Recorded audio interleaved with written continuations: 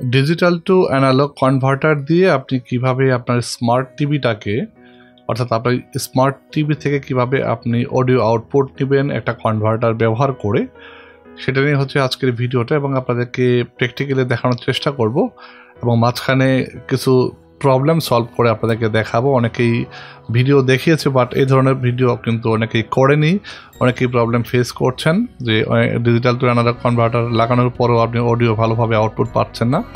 তো এই ভিডিওতেই পুরোটাই আপনাদেরকে দেখানোর চেষ্টা করব। চলুন তাহলে দেখে নিই পুরো প্রসেসটা কিভাবে আপনি করবেন। আপনার স্মার্ট টিভি থেকে কিভাবে আপনি পুরাতন যে কোনো একটা স্পিকারকে আপনি হোম থিয়েটারে কনভার্ট করবেন সেটাই দেখাচ্ছি।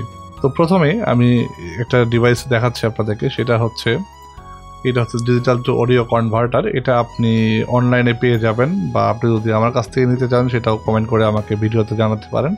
আমি কুরিয়ারে সারা বাংলাদেশে সেটা সাপোর্ট দিয়ে থাকি। দেখতে পাচ্ছেন, এটা আমি প্রথমে এই ডিভাইসটা দেখাচ্ছি। ডিভাইসের ভিতরে এইগুলো থাকে, একটা অ্যাডাপ্টার, একটা অপটিক্যাল কনভার্টার, এবং এটা হচ্ছে একটা ডিভাইস। এটা হচ্ছে অডিও টু অর্থাৎ ডিজিটাল টু অ্যানালগ কনভার্টার, যেটা দিয়ে আপনি স্মার্ট টিভি থেকে কিন্তু অডিও আউটপুট নিতে পারবেন এবং হোম থিয়েটারে কানেক্ট করতে পারবেন। এটা ডিসি ইনপুট 5 ভোল্ট দেওয়া আছে। এটা হচ্ছে কোয়াক্সিয়াল কেবল, এবং এখানে অপশন দেওয়া আছে যে দেখেন SPDIF, এটা হচ্ছে অপটিক্যাল ফাইবার যে কেবলটা সেটা এখানে লাগবে।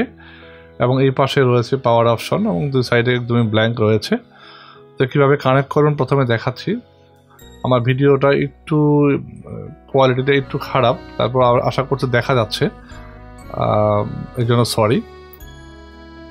তো প্রথমে আপনি একটা সাইড আপনি এইভাবে লাগাবেন, দুই সাইডে দুটো রাবার দেওয়া থাকে, সেটা খুলে নেবেন। এবং এইরকমটাই যে দুটো পিন দেখা যাচ্ছে, এই দুটো পিন উপরের দিকে থাকবে, এবং সাবধানে একটু প্রেশার দিলে পরে কিন্তু এটা সুন্দর করে লেগে যাবে। দেখেন এই যে লেগে গেল।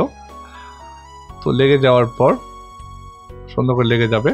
এরপর আরেকটা পার্ট আপনি এখানে লাগাবেন, হচ্ছে পাওয়ার যে পোর্শনটা রয়েছে 5 ভোল্ট ডিসি পাওয়ার, এটা হবে এখানে যাবে, এখানে লাগাবেন। দেন এখানে দেখেন দুটো অপশন আছে, লেফট রাইট, এবং এটা হচ্ছে অডিও আউটপুট সিস্টেম। তো এটাকে কানেক্ট করা হয়ে গেল। এখন আমি স্পিকারে লাগাবো, এইভাবে আমি রাখলাম। আমার একটা পুরোনো মাইক্রোলেভের স্পিকার রয়েছে, সেটাকে আমি হোম থিয়েটারে কনভার্ট করছি এটা দিয়েই। তো প্রথমে পাওয়ার কেবলটা এখানে আমি প্লাগ করে রাখছি।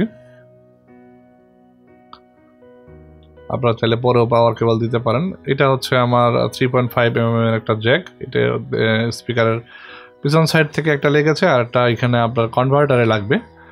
দেখাচ্ছে কিভাবে লাগাবেন। এটা হচ্ছে স্পিকারের ব্যাক সাইড, দেখতে পাচ্ছেন। আমার পুরোনো একটা স্পিকার পড়েছিল, বাট স্যামসাং টিভিতে আমি এই স্পিকার আউটপুটটা নিতে পারছিলাম না, এই জন্য এই ডিভাইসটা ব্যবহার করছি। আপনারা চাইলে পরে কিন্তু আপনার ফেলে থাকা যে কোনো স্পিকারকে কিন্তু আপনি কনভার্ট করতে পারেন, একটা হোম থিয়েটার কনভার্ট করতে পারেন এই ডিভাইসটা ব্যবহার করে। তো এখানে দেখতে পাচ্ছেন এই জ্যাকে 3.5 mm এর জ্যাকে আমি এটাকে প্লাগ ইন করে দিলাম। প্লাগ ইন করে দেওয়ার পর এরপর এই যে কোয়াক্সিয়াল কেবলটা রয়েছে, এই কেবলটা আপনি টিভির পিছনে লাগাবো। যদি আপনার টিভির পিছনে কোয়াক্সিয়াল কেবলের অপশন থাকে সেখানে লাগিয়ে দিবেন।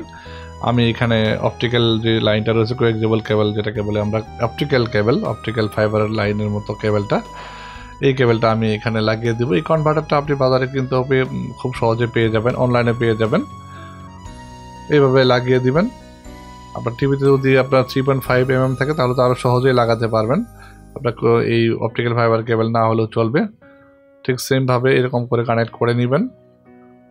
কানেকশনটা আমার হয়ে গেল। আমি এখন এটাতে পাওয়ার দিব।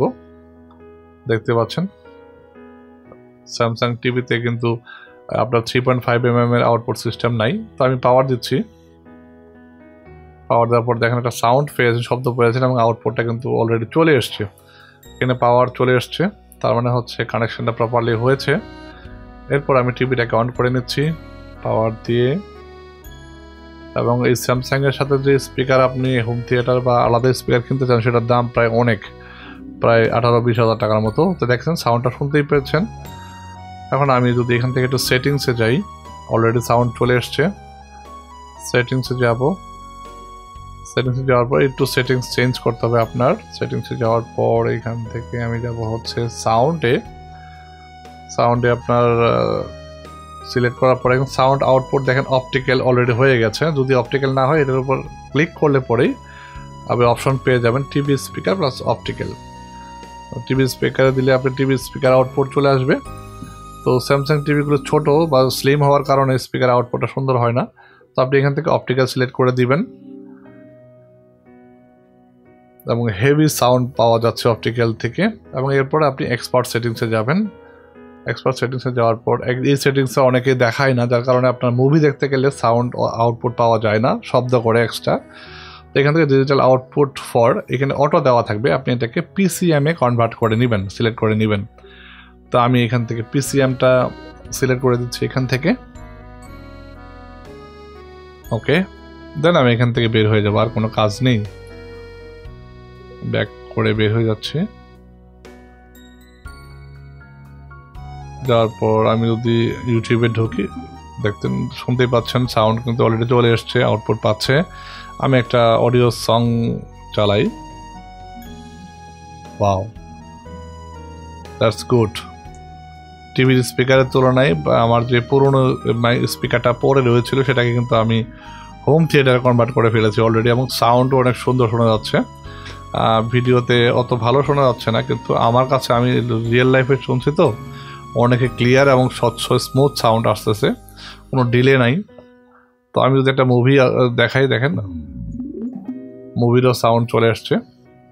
অনেকে একটা প্রবলেম হয় যে অডিও বা ভিডিও গান চলে বাট মুভি চলে না, সেক্ষেত্রে আপনি PCM এ কনভার্ট করলে কিন্তু আপনি গান চালাতে পারবেন বা আপনি মুভি দেখতে পারবেন। আমি নেটফ্লিক্স থেকে একটা ভিডিও চালাচ্ছি, বেশিক্ষণ চালাচ্ছি না ফর কপিরাইট স্ট্রাইকের জন্য। That's it. তো এই ছিল প্রসেস। এইভাবে কিন্তু আপনি ডিজিটাল টু অডিও কনভার্টার দিয়ে আপনার পুরনো স্পিকারটাকে কিন্তু আপনি হোম থিয়েটারে কনভার্ট করতে পারবেন। আশা করছি ভিডিওটি আপনাদের কাছে ভালো লেগেছে। যদি প্রবলেম ফেস করেন সেটা করতে গিয়ে কমেন্ট করতে পারেন, আমি যতটুকু পারি আপনাদেরকে সাহায্য করার চেষ্টা করবো। সে পর্যন্ত ভালো থাকবেন, সুস্থ থাকবেন। Thanks for watching.